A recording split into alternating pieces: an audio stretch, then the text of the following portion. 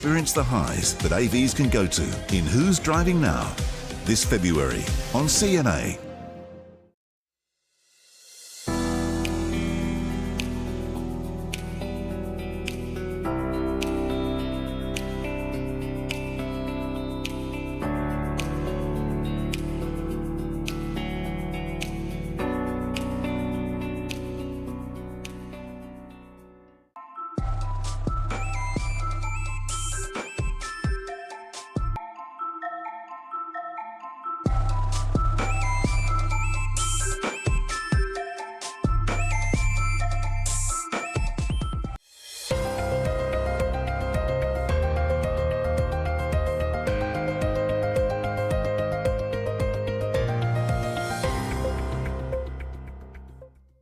Hello and welcome. I'm Tracy Pa with the Midday News. All national departmental heads, provincial administrators, and heads of regulatory statutory authorities are required to submit their 2025 annual performance report by March 31st, 2026.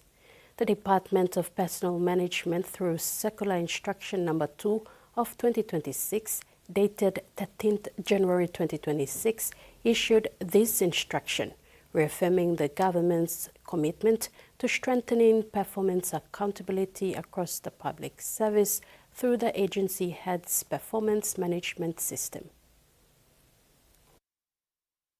Department of Personnel Management, through Circular Instruction Number 2, formally advises all national departmental heads, provincial administrators, and heads of regulatory statutory authorities of the requirements and deadline for the submission of the 2025 Annual Performance Assessment Report and the 2026 Annual Performance Commitment Agreement. DPM Secretary Tai Sansan said the performance management system is a key component of the performance-based contracts of employment for agency heads and ensures that government leaders deliver services and programs aligned with agreed performance targets set in consultation with relevant portfolio ministers, provincial governors, or board chairpersons. She said the report must be assessed by both the agency head and the political head and duly endorsed by the relevant portfolio minister, provincial governor, or board chairperson. Secretary Sansan said agency heads require assistance may contact the department's executive contract administration and assessment division. Failure to adhere to the circular instruction will be considered as agency heads' non-compliance with their contractual obligations. Sansan said DPM remains commitment to promoting effective leadership, accountability, and performance excellence across the public service. 190 Papua New Guineans graduated with certificates in aging care on Friday, 13th February 2026, under the Employment and Education Consultancy Service. Families gathered to witness the first cohort of 190 students who completed the aging care training under EECSL. EECSL Director and Founder Francis Minji reflected on the program's humble beginnings. He said training often took place in open spaces without proper facilities, but continued through sacrifice and determination. Train our young people, those who are unemployed youths. We have these disadvantaged advantaged groups, our widows. Some of our mothers, they are like polygamy-driven mothers. The fathers, they go with new wives, and these mothers, they are struggling with so many kids. So I told them, this is the program. Participants came from wide and diverse backgrounds, including widows, struggling mothers, unemployed youth, teachers, nurses, engineers, and Great Wolf livers, all united by a desire to support their families and build new futures. Minji said EECSL has forged participants with institutions in Australia for not just job placements but for further studies as well. He said all 190 will be deployed in batches once visas and travel documents are finalized. The graduates say caregiving is calling A commitment to service that will strengthen Papua New Guinea's workforce at home and abroad. And as they prepare for deployment, many believe that caring for the elderly is one of the highest acts of service, bringing dignity and compassion to those who need it most. Many of us have been searching for employment opportunities for so long, and it has not been easy. But through EECLS, we have been given hope, direction, and a real chance to build a better future. We would like to acknowledge the effort of commitment that ECSL has shown in helping us secure opportunity aboard. The opportunity is not only important for us individuals, but it is our family, our communities, and our country. I'm an accounting student, but I always want to become a caregiver because I see most of our old people, they need help and care, support from you, young, strong youths like us. That's why I want to join the team. And also working in Australia is a big blessing for me, my family, and also our country. Joanna Pile, TV1 News. In news overseas, New South Wales will get an extra long weekend this year. Normally, there's no public holiday when Anzac Day takes place on the weekend. Now there'll be another day off like in other states.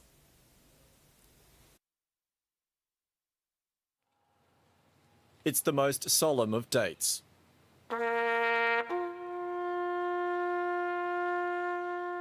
It is probably the most important national day that we have. The Anzac Day public holiday is fixed to April 25th, but when that's on a weekend, there's been no extra day off in New South Wales until now. New South Wales has fewer public holidays than other states. With Anzac Day falling on Saturday this year, a public holiday will be held on Monday. Next year's commemorations will be on Sunday and the public holiday the day after. This is for 2 years. It's a trial to see how it goes. The idea has already been given the nod by patrons at this RSL club in Rose Bay in Sydney's east. Brilliant idea. I think the more public holidays there are, the better. Who doesn't want to have an extra day off? That definitely is fair for us to get another public holiday to align us with the other states. There are mixed views on the creation of an extra public holiday among veterans. The RSL says it surveyed its members and found there was about an even split of those for and against the proposal. The great concern was something would happen to the 25th. Nothing is going to happen to the 25th. The 25th will be the day all the commemorations will take place. It's one of the reasons why we're holding this public holiday after Anzac Day has taken place, not the Friday before. The Australian Retail Council says the sector is generally not supportive of additional public holidays, given the significant wage and operating cost pressures they place on businesses. The change means the state will have 12 public holidays this year, which is still fewer than South Australia's 15 and Victoria's 14. A broader review next year will examine whether more should be added to the New South Wales calendar. Youth crime remains one of the top issues Queenslanders are talking about. Now, a program in the state's southeast has been trying something slightly different to try and change outcomes. It has been talking on teenagers who've had contact with police and those at risk of falling through the cracks.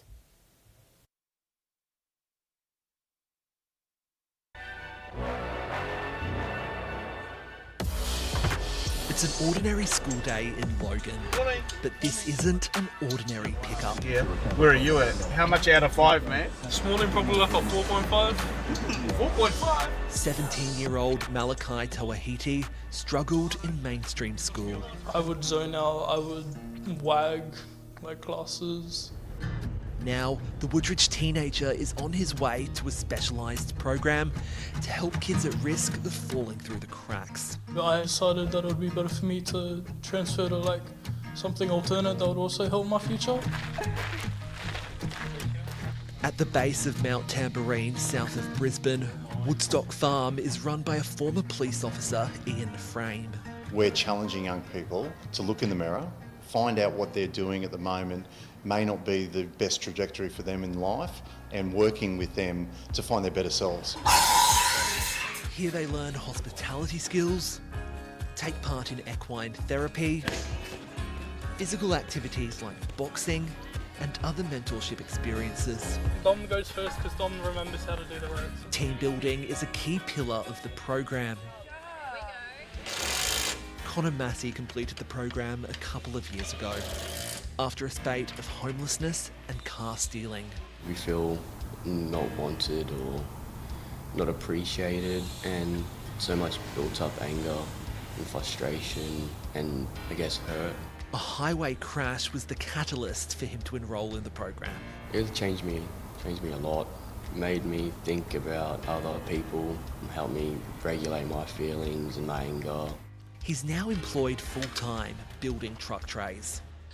Like Connor, a staggering 87% of participants couldn't hold down a job before the program. But after completing the course, 60% found and held employment. Crucially, almost all students reported better anger management and resilience. No cancer treatment, for example, is always going to be 100% effective. Similarly, no youth justice program will be 100% effective. 18 weeks on, Malachi and his fellow participants have graduated. They planted these trees earlier, a lasting reminder of their personal growth. Trees grow, you know what I mean? So we all evolve, don't we? So I got through it and I enjoyed it. And confident there's a brighter future awaiting him. The federal government has spent $30 billion building the Southern Hemisphere-only nuclear-powered submarine construction yard in Adelaide. The new site will be built over 75 hectares, will create thousands of jobs in the lead-up to construction starting on the first submarine later this decade. Stepping up the cash and eyeing off plans for a multi-billion-dollar shipyard. We do live in an uncertain world, but we can be certain of the economic benefit to the tune of $30 billion. Arguably the most structurally significant contribution to our economy that we will ever see. The federal funding, just under $4 billion of which will go towards an initial down payment, will be spent expanding the Osborne shipyard in Adelaide's northwest for the construction of nuclear-powered submarines under the AUKUS Defence Pact with the US and UK. Assets that will defend Australia as the objective. The total floor area of the new shipyard will be 10 times larger than the existing Osborne site, constructed from 126,000 tonnes of structural steel, the equivalent weight of 17 Eiffel Towers. Transforming this shipyard into one of the world's most advanced submarine construction sites doesn't come without its challenges. Among them, finding the more than 10,000 skilled workers needed to build the complex machinery.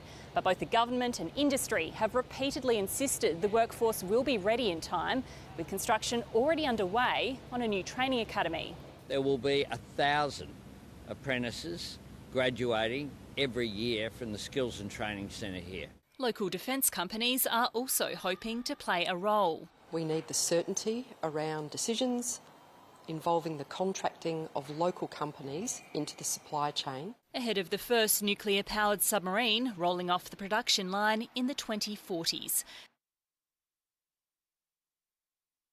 Back home in sports, former Solomon Islands international defender and Kelowroma FC head coach David Taro recently struck up a train and trial deal with Suva FC in Fiji to bring 2 PNG players across for the 2026 season.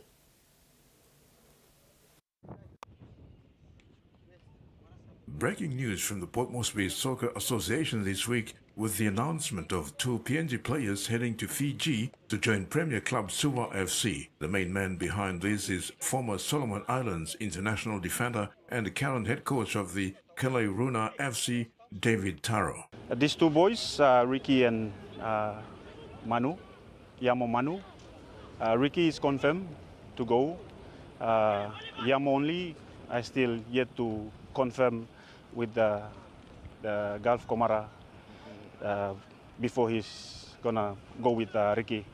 But they already registered in Suva, under Suva Football Club. Yeah, it's very exciting to expose and help these young, talented players in Papua New Guinea. And it's gonna be a history that two PNG players will go and join Suva. He explained that the initial arrangement is for the boys to join Suva FC in a train and trial arrangement, and if the club is satisfied, they will then offer them permanent contract for the full season. Two boys are new in the club. They will give them like a trial. The club will monitor them in Suva while they are playing. If the club is satisfied, and they will give him their permanent contract for the season. But on their staying there, the club will look after them with their accommodation, their food, and their training allowances, and also their game allowances. Toro thanked the respective PNG clubs for supporting this initiative. David expressed he's hopeful that this new pathway will open opportunities for other players in POM SA and PNG Premier League. David expressed he's hopeful that this new pathway will open opportunities for other players in the POM SA and PNG Premier League. This pathway is basically it's for exposing the local players in the PMSA and PSL. That Fiji football is slightly different. They're more into it's very physical in their football style. So I think it's best for the two players to go and experience the physicalities of the game in Fiji. Terry Longwood, TVWAN Sports. And that ends the midday news. Do join us at 6 tonight for the main bulletin. Bye for now.